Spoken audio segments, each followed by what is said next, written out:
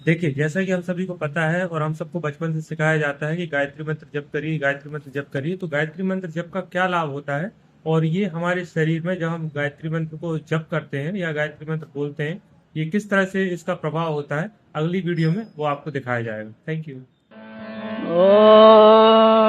भूर्भुवः स्वः तत्सवितुर्वरेण्यं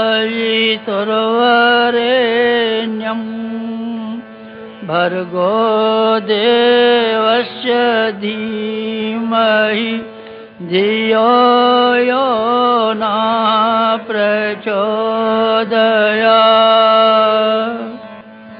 ॐ भूर्भुवः स्वः तत्सवितुर्वरेण्यं भर्गो देवस्य धीमहि धियो यो न प्रचोदयात्। ॐ भूर्भुवः स्वः तत्सवितुर्वरेण्यं